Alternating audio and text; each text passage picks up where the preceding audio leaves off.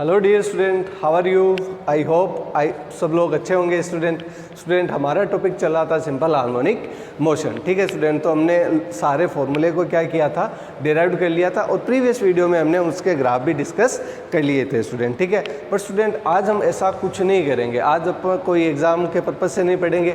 आज अपन केवल सिंपल कुछ बेसिक नॉलेज जो आपके मन में इंटरेस्ट बना रहता है कि सर आवर्तकाल क्या होती है, आवर्ती क्या होती है, उनको जानेंगे। ठीक है, और एक मन में ये इंटरेस्ट हमेशा क्यूरी चलती रहती है कि दोलनी गति और आवर्त गति में डिफरेंस क्या होता है, ये बताइए। तो बस आज के वीडियो में अपन इतना सा ही क्या करेंगे, डिस्कस करेंगे कि आपको पता चलेगा कि आवर्तकाल क्या होती है, आवृत्ति क्या होती है, दोलनी गति क्या होती है, कंपन गति या जो दोलनी गति कंपन गति एक ही होती है। ठीक है, और आवृत्त गति कैसे डिफरेंस होती है। ठीक है स्टूडेंट, तो सबसे पहले अपन स्टार्ट करते हैं हमारा वीडियो, जिसमें सबसे पहले अपन पढ़ेंगे आवृत्त गति और दोलनी गति में डिफरेंस क्या है। स्टूडेंट यहाँ पे मैं ब्रैकेट में लिखूंगा आवृत्त गति, ताकि आप इसको सेपरेट कर सको। आवृत्ति गति, ठीक है, और ये है दोलनी गति। अब मैंने लिखा तो ऊपर वाइब्रेटरी मोशन है, लेकिन ब्रैकेट में दोलनी लिख दिया, तो ये दोनों एक ही होते हैं। अब वाइब्रेशन को अपन क्या बोलते हैं स्टूडेंट? कंपन। और कंपन और दोलन एक ही होते हैं। ये यहाँ पर इंपॉर्टेंट चीज़ थी स्टूडेंट, ताकि आपको समझने में और हेल्प मिले। कैसे? कंपन दोलन समझ पाओगे आप। ठीक है, और आवृत्त से डिफरेंट मतलब थोड़ा सा सेपरेट हो गया। देखना कैसे, मैं आपको कोई परिभाषा नहीं लिखवाऊंगा, मैं आपको बस एग्जाम्पल समझाऊंगा। आप एग्जाम्पल से खुद आप क्लियर कर पाओगे कि आवृत्त गति और दोलनी गति में क्या डिफरेंस होता है। ठीक है स्टूडेंट, तो सबसे पहले मैं एक सिंपल सा कुछ एग्जाम्पल लिखता हूँ। एक एग्जाम्पल मैंने लिखा, जैसे मान लीजिए कि हाँ, रोज़ कॉलेज आना। ठीक है, कॉलेज आना। ठीक है, बस ऐसे ही लिख रहा हूँ, कॉलेज आना। और शनिवार आना। ठीक है, और जैसे मान लीजिए कि मैं लिखूँ हाँ, जुलाई आना। क्या आना? जुलाई आना। अब आप बोलोगे कि सर ये कौन सा मोशन हो गया, ये कौन सा पीरियोडिक मोशन है? सही, कौन सा पीरियोडिक मोशन हो गया सर? कॉलेज आना, शनिवार आना, जुलाई आना।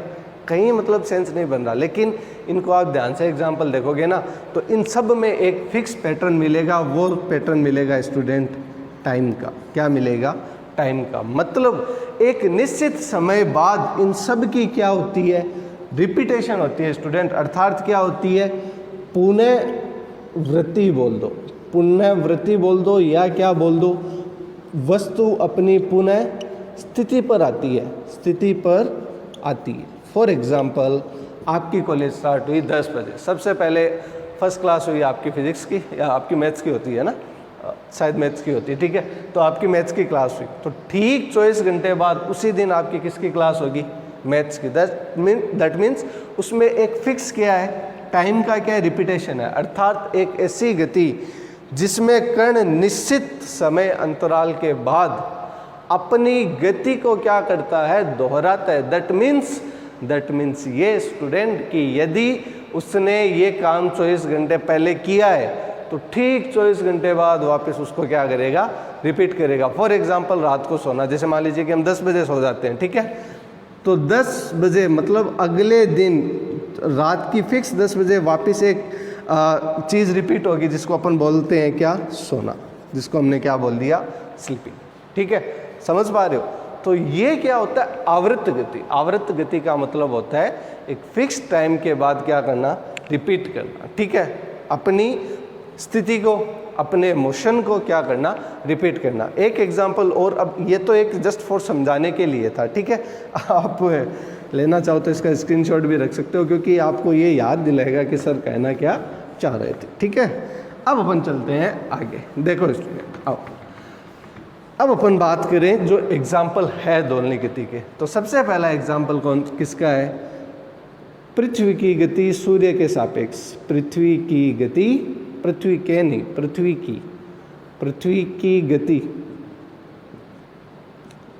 सूर्य के सापेक्ष। किसके सापेक्ष स्टूडेंट? सूर्य के सापेक्ष। ठीक है, एक दो एग्जाम्पल और लें। जैसे घड़ी के पेंडुलम की सुई, या घड़ी के मिनट की सुई। ठीक है, घड़ी के मिनट की सुई। ठीक है, और कुछ हाँ, एक घड़ी के नीचे पेंडुलम भी लटक रहा होता है ना ऐसा। पुरानी वाली घड़ी की बात करें ना, ऐसे जो मंदिर वगैरह में लगी हुई थी तो समथिंग लाइक दैट, ऐसा एक जो बॉब रहता था वो इधर उधर क्या करता था, मोशन करता था। तो ये पेंडुलम की गति, ये मैं बोल दूँ पेंडुलम की गति। फिक्स टाइम के बाद वो क्या करता है, खुद को रिपीट करता है। तो ये जो मोशन होता है ना, ये क्या कहलाता है, पीरियोडिक मोशन कहलाता है। अर्थात एक निश्चित समय बाद अपनी स्थिति को क्या करता है, दोहराता है। ठीक है, तो ये गति क्या कहलाएगी, आवृत्त गति। इसमें मेन चीज़ क्या है कि गति को दोहराएगा, बस गति को दोहराएगा। सारी की सारी बातें इस पे अप्लाई कर दो, बट एक चीज़ लिख दो, to and fro motion.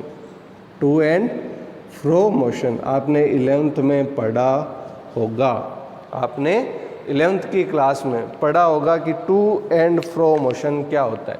To and फ्रो का हिंदी में मतलब होता है स्टूडेंट इधर उधर। बस यहाँ से आपका टॉपिक क्लियर हो जाएगा, इधर इधर उधर। सारी की सारी बातें इस पे अप्लाई कर दो, एक शब्द लिख दो, कौन सा, इधर उधर। अब इसमें सारी बातें आ जाएगी। अर्थात दोलनी गति या कंपन गति क्या होती है कि जब कोई परमाणु किसी एक निश्चित बिंदु के सापेक्ष, किसी एक निश्चित बिंदु के सापेक्ष इधर उधर इधर उधर इधर उधर क्या करे, मोशन करे। क्या करे, मोशन करे।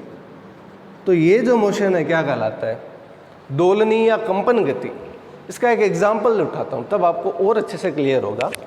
आप बजा रहे हो गिटार, आप बजा रहे हो गिटार, ये कोई, अरे सॉरी ये मेरे ऐसा ही बनाना होता है ना। ये आपका गिटार, आपने इसको प्रेस किया और छोड़ दिया, बताओ तार में क्या होगा, कंपन होगा। सही आंसर है, बिल्कुल सही कहा आपने, तार में क्या होगा, कंपन होगा। बट एक चीज़ और होगी स्टूडेंट, सोचो, माध्य स्थिति के अराउंड तार क्या करेगा, इधर उधर इधर उधर, टू एंड फ्रो क्या करेगा, मोशन करेगा। बस ये जो मोशन है ये क्या कहलाता है, दोलनी गति। इसका एक एग्जांपल और लेते हैं, और आपको भेज देते हैं अपन बचपन में। कहाँ पर, बचपन में, आपकी स्कूल में भेज देते हैं हम आपको। फिर वहाँ से क्या करेंगे, कुछ डिस्कशन करेंगे। देखिए कैसे, आप क्लास 3rd की बात है, ये झूला, और झूले में ये आप सुंदर से बैठे हो। ठीक है, अब आपको किसी ने धक्का दिया तो आपका झूला इस एक्सिस के अराउंड क्या करेगा, इधर उधर इधर उधर इधर उधर क्या करेगा, मोशन करेगा। अब देखना, टाइम पीरियड इसमें भी होता है, फिक्स टाइम इसमें भी होता है, पर इसमें मेन चीज़ बस क्या है, to and fro. To and fro motion, to and fro मतलब इधर उधर का क्या रहता है, मोशन रहता है। मतलब एक बार ऐसे खींच के छोड़ दिया, इधर उधर मतलब टू एंड फ्रो का क्या रहता है, मोशन रहता है।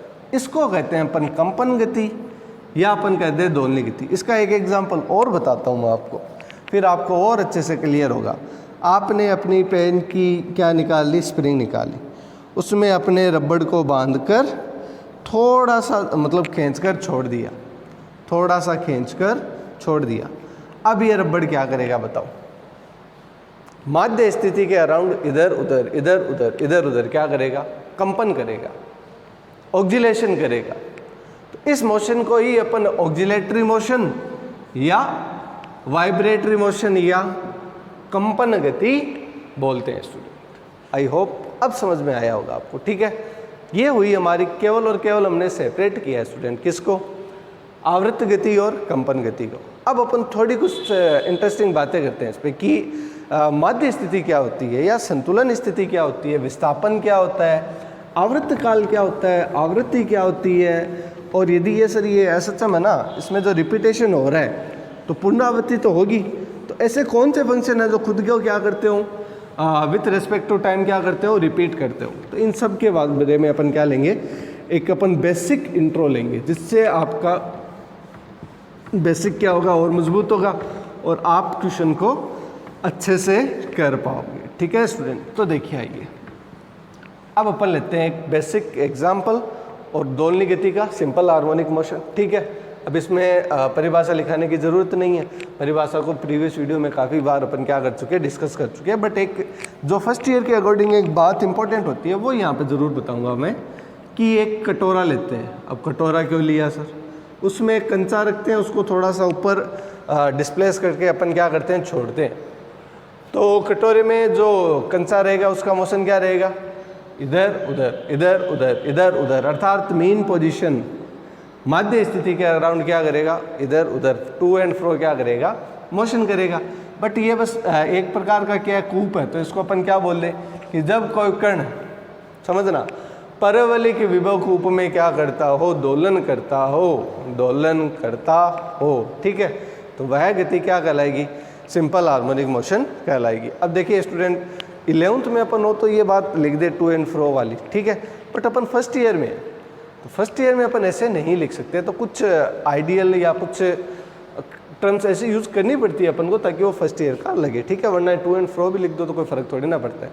एसएचएम वो भी है, एसएचएम ये भी है, अपन ऐसी एसएचएम पढ़ रहे हैं जिसमें सारी एसएचएम आ जाएगी। अच्छा, एक बात जो मैं बताना भूल गया, एक चीज़ बताओ, मैं यदि यह बात लिख दूं कि प्रत्येक आवर्त गति, प्रत्येक आवर्त गति दोलनी गति होती है,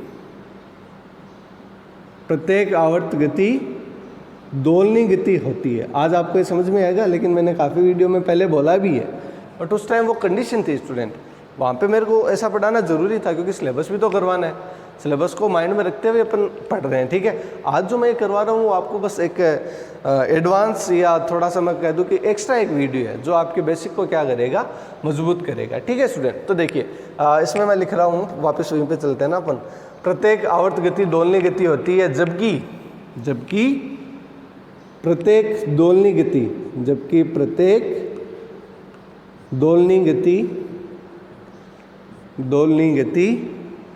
आवर्त गति नहीं होती। आवर्त गति तो लिखा ही नहीं, अब लिख देते हैं गति नहीं होती। ये लीजिए स्टूडेंट, इसमें लिखा है कि प्रत्येक आवर्त गति दोलनी गति होती है, जबकि प्रत्येक दोलनी गति आवर्त गति नहीं होती। क्यों? क्योंकि दोलनी गति में क्या नहीं होता, दोलनी गति में एक फिक्स पैटर्न तो फॉलो होता है, पर दोलनी गति में इधर उधर होता है, ठीक है, जबकि आवर्त गति में पार्टिकल ऐसे चल रहा है, ठीक है, हालांकि वो भी ऐसे मोशन कर सकता है, ठीक है। तो दोलनी गति को आप आवर्त गति को थोड़ा सा आप देखोगे ना, थोड़ा सा, तो ये आपको ऐसे क्या करता हुआ मोशन करता हुआ दिखाई देगा। तो इसका मतलब है कि प्रत्येक आवर्त गति क्या होती है, दोलनी गति, ठीक है। और प्रत्येक दोलनी गति का आवर्त गति होना आवश्यक नहीं है। क्यों? क्योंकि दोलनी गति में कोई ज़रूरी नहीं है कि वो फिक्स टाइम के बाद रिपीटेशन करे, कोई ज़रूरी नहीं है।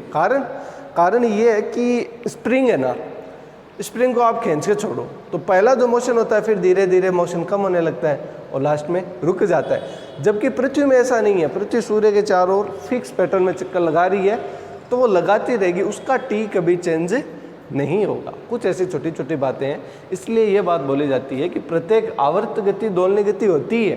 क्यों? वो दोलन भी तो कर रही है ना, एक बिंदु के सापेक्ष क्या कर रही है, बार बार गति तो दोहरा रही है ना, तो दोलनी गति होगी, ठीक है। जबकि दोलनी गति में विथ रेस्पेक्ट टू टाइम कई बार क्या होता है, एम्पलीट्यूड कम ज़्यादा होता रहता है, टाइम पीरियड वेरी करता रहता है, इसलिए अपन यह नहीं कर सकते। तो आई होप स्टूडेंट आपको ये बात समझ आ गई होगी, ठीक है। अब अपन वापस हमारे उसी बात में चलते हैं, किसमें, हाँ, एक एग्जाम्पल लेने हैं और अपन देखते हैं कि भाई आवर्त काल और आवृत्ति क्या होती है और इसमें डिफरेंस क्या होता है, ठीक है स्टूडेंट। देखिए अब अपन चलते हैं, इसको एक एग्जांपल से भी बताएंगे अपन। हमारे पास लैब में आपने देखा भी होगा, ठीक है, ये कुछ ऐसा करके रखा हुआ रहता है, इसको ऐसे मान लेते हैं, ऐसे सॉल्व करके ऐसे बना के अब मैं आपको सिंपल हार्मोनिक मोशन समझा सकता हूँ, ठीक है स्टूडेंट। ये होती है माध्य स्थिति, कौन सी, ये संतुलन में छोड़ दो ऐसे, ये क्या है, माध्य स्थिति, ठीक है। अब ये माध्य स्थिति के सापेक्ष क्या है, विस्थापन है। मान लीजिए कि आपने इसको इतना विस्थापन दिया, छोड़ दिया, तो ये लो स्टूडेंट, क्या स्टार्ट हो गए, ऑक्सीलेशन अर्थात दोलन स्टार्ट हो गए, ठीक है, बस, ठीक है स्टूडेंट। अब देखिए आवर्त काल क्या होता है। आवर्त काल होता है एक कण को, आवर्त काल की परिभाषा तो समझा ही रहा हूँ स्टूडेंट, ठीक है, दिखाऊंगा नहीं क्योंकि आप फर्स्ट ईयर में हो, आपको ये आवर्त काल की तो परिभाषा आती है, फिर आप सोचोगे कि सर हम बोर हो गए, है ना। तो आप बोर ना हो तो सीधे बता दूं कि एक कण को पूरा चक्कर करने में लगा समय, मतलब ये परिभाषा, पूरा चक्कर लगाने